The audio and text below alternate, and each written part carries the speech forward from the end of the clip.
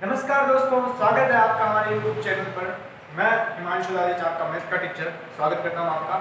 तो हमने कल तक ट्रिग्नोमेट्री मतलब टेंथ क्लास में ट्रिग्नोमेट्री शुरू की थी और उसमें अपने सारणी पढ़ ली थी। आई होप आपको याद भी हो गई होगी अब तक तो।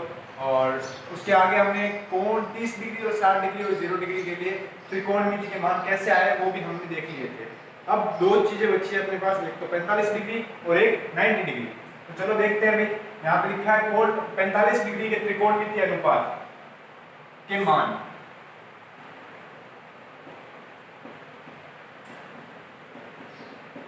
ठीक है भाई, तो देखो होता क्या है, अपन एक भाई क्या लेते हैं, समकोण त्रिभुज लेते हैं। समकोण त्रिभुज ए बी सी हमने लिया क्योंकि अपन को समकोण त्रिभुज के लिए निकालना है। तो समकोण त्रिभुज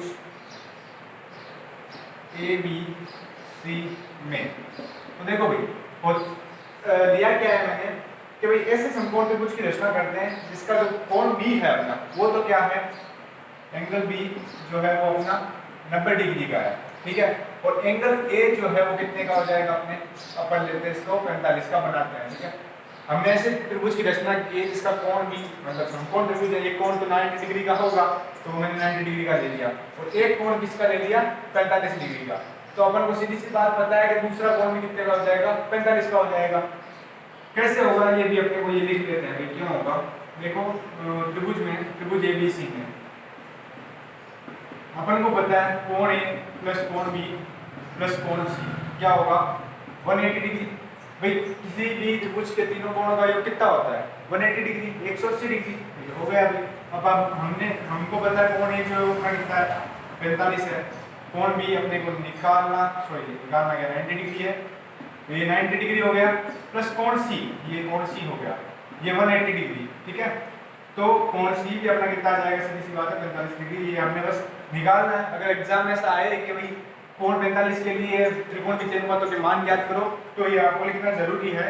पता है एग्जामिनर को भी पता होगा कि हाँ भाई ये 45 का होता है, अपने को भी पता है, सिंपल सी बात है, ये भी 45 का होगा। लेकिन लिखना, फॉर्मेलिटी करनी बहुत जरूरी है मैथ में, क्योंकि मैथ में थोड़ी बहुत फॉर्मेलिटी होती है, थोड़ी बहुत ही होती है, ज़्यादा तो होती नहीं है। फिजिक्स के जैसे तो है नहीं कि थ्योरी लिखनी पड़ेगी आपको कि भाई साइक्लोट्रॉन है तो साइक्लोट्रॉन कैसे बना पूरा उसकी थ्योरी लिखनी पड़ेगी। थ्योरी तो यहाँ पे कुछ है नहीं, तो थोड़ी बहुत थ्योरी जो होती है वो अपने को यहाँ पे लगानी पड़ती है, चिपकानी पड़ती है। तो देखो भाई अपने पास कोण सी का जो मान आ गया वो कितना आ गया, 45 डिग्री आ चुका है। तो अब देखो अब क्या करना है अपने को, हमने माना कोण एंगल ए जो है वो अपना 45, एंगल सी भी क्या हो गया 45, ये दोनों एंगल क्या हो गए, इक्वल हो गए। तो अपने को पता है कि भाई अगर दो कोण इक्वल होते हैं तो उनकी सम्मुख भुजाएं जो होती है वो क्या होती है, इक्वल होती है। तो मैंने ए बी को ए मान लिया तो वो मेरा बी सी भी क्या हो गया, ए हो गया। ए बी ए है तो बी सी भी कितना हो गया, ए हो गया। ये चीज हो गई भाई। अब अपन लगाते हैं समकोण त्रिभुज में बोधायन प्रमेय। समकोण त्रिभुज ए बी सी में बोधायन या पाइथागोरस थ्योरम, हमारे पाइथागोरस आता था भाई, आपके बोधायन बोलते हैं, ठीक है, कंफ्यूज ना हो।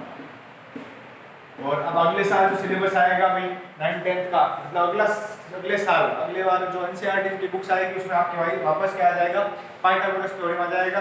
और मैं आपको यही सलाह देता हूँ कि पाइथागोरस थ्योरम से इसको ज़्यादा आप ध्यान रखें, क्योंकि आगे भी पाइथागोरस थ्योरम यूज होना है। वैसे याद अपने को दोनों ही रखने, क्योंकि ज्ञान है, कहीं भी काम आ सकता है। तो भाई एंगल ए बी सी में अपने बोधायन प्रमेय से क्या होगा कि भाई अपने को पता है बोधायन प्रमेय क्या होता है, कर्ण का स्क्वायर इज इक्वल्स टू आधार का स्क्वायर प्लस लंब का स्क्वायर। तो कर्ण भाई साहब अपना कौन है, ए सी स्क्वायर, ए स्क्वायर आधार कौन है, ए बी स्क्वायर, और लंब कौन है भाई, बी सी स्क्वायर। ठीक है, तो देखो भाई A C square is equals to A B square, A कौन है, ए बी स्क्वायर कौन है, ए है, A B square A B की वैल्यू क्या है, ए है, और बी सी की वैल्यू भी क्या है, ए है। तो ये स्क्वायर हो जाएगा, ये 2a स्क्वायर हो जाएगा, ए स्क्वायर ए सी स्क्वायर। तो ए सी की वैल्यू मेरे पास क्या आ जाएगी, √2a स्क्वायर, ए बार आ जाएगा, a √2 ए सी की वैल्यू मेरे पास आ गई। चलो भाई अपने पास लंब की वैल्यू a, कर्ण की वैल्यू a √2 और आधार की वैल्यू a। ये तीनों वैल्यूज अपन के पास आ गई, तो अब अपने को ये कोण 45 के लिए त्रिकोण के अनुपातों के मान ज्ञात करने से कोई नहीं रोक सकता, कोरोना भी नहीं रोक सकता। हाँ, अगर आप घर से बाहर निकलते हो बिना किसी काम के तो वो आपको रोक सकता है। तो चलो भाई निकालते हैं।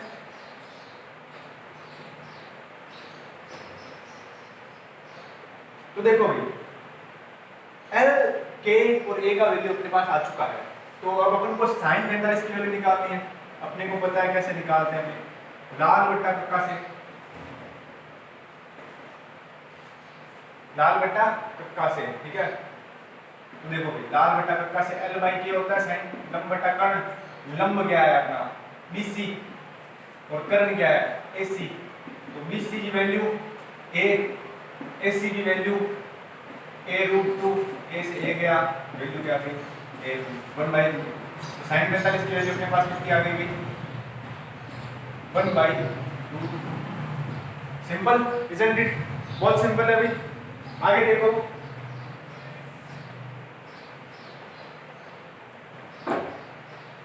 आगे अपन निकालते हैं cos 45। cos 45 क्या हो जाएगा भाई, आधार बटा कर्ण, आधार क्या है अपना AB, कर्ण क्या है अपना AC, A बटा A√2 वही 1/2। तो cos 45 की वैल्यू अपने पास कितनी आ गई भाई 1/2, यही थी। चलो आगे, अब हम निकालते हैं tan 45।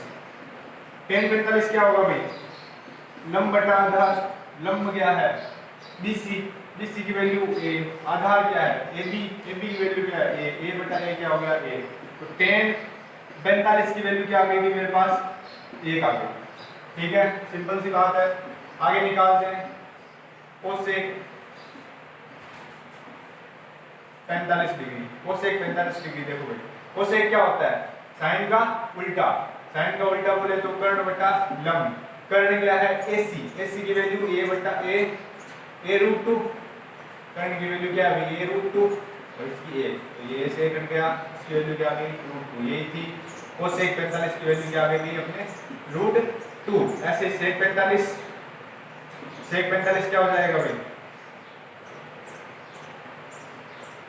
कर्ण बटा आधार, कर्ण क्या है A√2 और ये A, तो A से A गया √2, सेक 45 की वैल्यू भी क्या आ गई √2, ठीक है भाई। आगे देखो लास्ट कोट 45। कोट 45 क्या होगा भाई, आधार बटा लंब, आधार की वैल्यू A, लंब की वैल्यू A, ये आ गया A, कोट 45 की वैल्यू A। तो ये देखो छहों के छहों जो त्रिकोणमितीय फलन थे उनके लिए 45 डिग्री के मान हमने इस चित्र की सहायता से निकाल लिए। ये बहुत ही सिंपल था, बहुत ज्यादा सबसे सिंपल आई थिंक, इसमें कुछ नहीं करना है। एक समकोण त्रिभुज आपको बनाना है, एक एंगल 90 डिग्री और एक एंगल अपने को 45 डिग्री देना है। फिर AB को हमने A मान लिया, दोनों भुजाएं समूह भुजाएं जो आ गई दोनों कोणों के लिए वो आ गई बराबर, बराबर आ गई। फिर हमने हमारे पास जो लंब है वो कितना आ गया A, कर्ण जो है वो आ गया आपके A√2 और आधार जो है वो आपके क्या आ गया A आ गया। ये हमारे पास आ गए तो अपन आसानी से किसी भी त्रिकोणमितीय फलन का मान निकाल सकते हैं। तो भाई ये चीज आप ध्यान रखना। अब आगे अपन लेते हैं एंगल 90 डिग्री के लिए।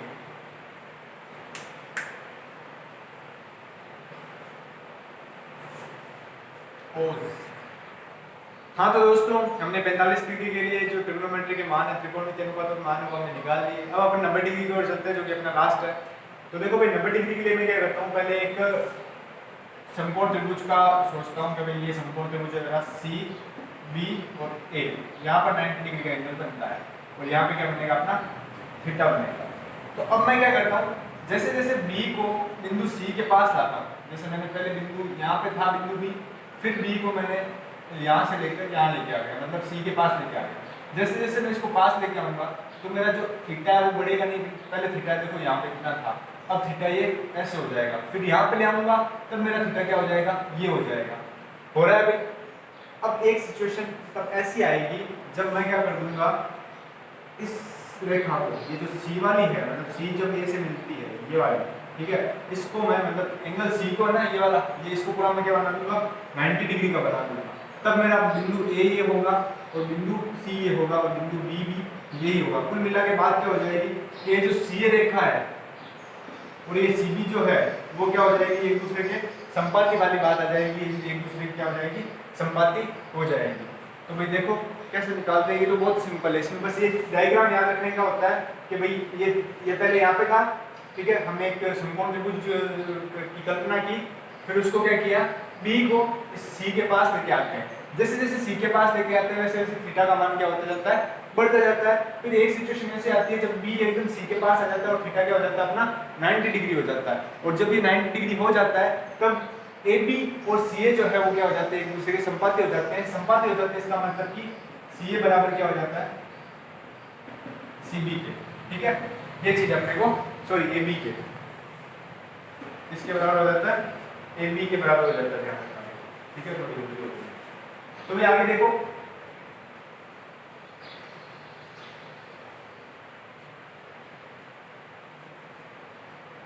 देखो माना एक त्रिभुज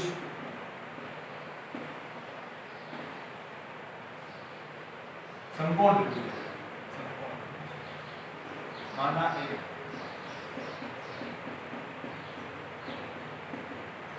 समकोण त्रिभुज सी ए बी सी है, ए बी सी, ठीक है। ये अपना समकोण त्रिभुज है। अब बिंदु बी को सी के निकट लाने पर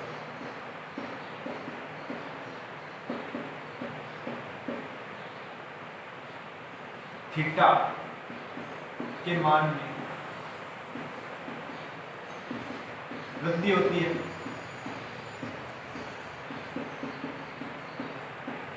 ये होता है भाई, जैसे जैसे अपन बी को सी के निकट लाएंगे वैसे वैसे थीटा के मान में वृद्धि होगी, ठीक है। फिर जब c इज इक्वल्स टू क्या हो जाएगा, 90 डिग्री हो जाएगा, एंगल सी मेरा क्या हो जाएगा, 90 डिग्री का हो जाएगा, तब सी ए व ए बी एक दूसरे के संपाती हो जाएंगे, संपाती हो जाएंगे। ये चीज होगी भाई, संपाती हो जाएंगे तो अपने को पता है संपाती रेखा एक दूसरे की क्या होती है, इक्वल होती है। ये चीज होगी। तो आगे देखो भाई, हाँ एक चीज और, ये संपाती हो गई। अब यहाँ पे दो चीजें आपको ध्यान रखने की होगी कि भाई एक पे एंगल सी जो है वो क्या हो गया 90 डिग्री, ये संपाती हो गई, तो ये क्या हो गई, सी ए बराबर ए बी हो गई। और दूसरी चीज, जब बी एकदम सी के निकट आ जाएगा तब अपन सी बी को क्या मानेंगे, जीरो। सी बी अपना क्या हो जाएगा, जीरो। ये तीन चीजें आपके पास आ गई। अब आप कोई भी त्रिकोणमितीय अनुपात का मान निकाल सकते हो एंगल 90 के लिए। तो निकालते हैं भाई, ये चीज ध्यान रखना, उतारना हो तो उतार लेना, वरना याद रख लेना, ठीक है। या ऐसे करते हैं, नीचे निकालते हैं जितना हो सके। तो मैं निकालता हूँ साइन 90 डिग्री का, वही अपना लाल बट्टा कक्का, लाल बट्टा कक्का से साइन 90 बोले तो L बाई के, लंब बट्टा कर्ण। लंब कौन है, थीटा के सामने वाला हमेशा लंब होता है, तो ये लंब, ये आधार हो जाएगा और ये क्या हो जाएगा, कर्ण हो जाएगा। तो लंब कौन हो गया, ये बी, और कर्ण कौन हो गया भाई, ए सी, सॉरी सी, हाँ ऐसी कह सकते हो, सी कह सकते हो। तो देखो भाई सी और ए सी का, सी और ए बी का मान अपने बराबर है, तो मैं इसको ऐसे लिख सकता हूँ A B by A B. तो ये मेरा क्या हो गया, ए, मतलब कि साइन 90 की वैल्यू अपने पास क्या आ गई, ये होती है साइन 90 की वैल्यू। चलो ठीक है, फिर अगला देखते हैं कोस 90 बोले तो आधार बट्टा कर्ण। आधार क्या है अपना, A B, sorry C B, और कर्ण क्या है अपना, सी ए। तो सी बी की वैल्यू अपने पास क्या है, जीरो, तो सी ए, अब जीरो में किसी भी संख्या का भाग देंगे, जीरो, तो कोस 90 की वैल्यू जीरो, ये आती है, ये थी हमारे। चलो ये हो गया। तीसरा टेन, 90, टेन क्या होता है, लंब बटा आधार। तो लंब क्या है भाई, सॉरी लंब क्या है, ए बी, आधार क्या है, सी बी। ए बी कुछ भी हो अपनी, क्या हाफ तो किसका जा रहा है, जीरो का, क्योंकि सी बी की वैल्यू क्या होगी, जीरो। तो ए बी में जीरो का भाग देंगे तो क्या वैल्यू आएगी, इनफाइनाइट। tan 90 की वैल्यू कितनी होगी भी अनंत, ये था ये आ गया। अब चौथा निकालो भाई, चौथा क्या होता है कोसेक,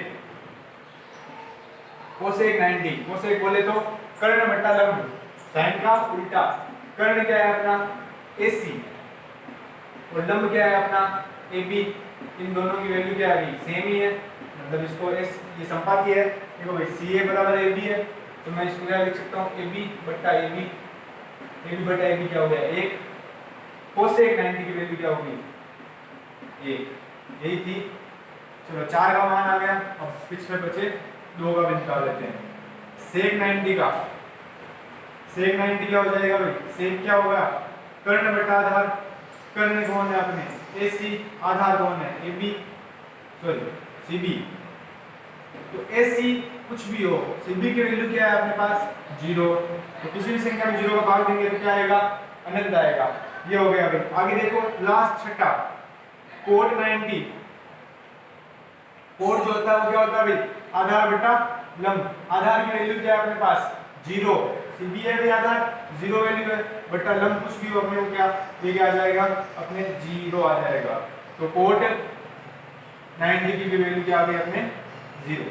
ये सारे के सारे ट्रिग्नोमेट्री के मान आ गए। sin 90 का मान 1 होता है, cos 90 का मान 0 होता है, tan 90 का मान इनफाइनाइट होता है और cosec का 1 होता है, कोट का आपके सॉरी कोट का sec का अनंत हो गया, कोट का 0 हो गया। तो ये सब हमने निकाल लिया है, कैसे निकाला है ये भी मैंने आपको बता दिया है, आराम से अच्छे तरीके से समझ में आ गया होगा मैं ऐसे आशा करता हूँ। और इसी के साथ हमारे जो त्रिकोणमितीय अनुपातों के मान निकालने कैसे निकाले भाई सारणी कैसे बनी वो हमने यहाँ पे आपको समझा दी है। एग्जाम में अगर आए पूछे तो आपको कोई भी तकलीफ नहीं होगी इस चीज में, ठीक है।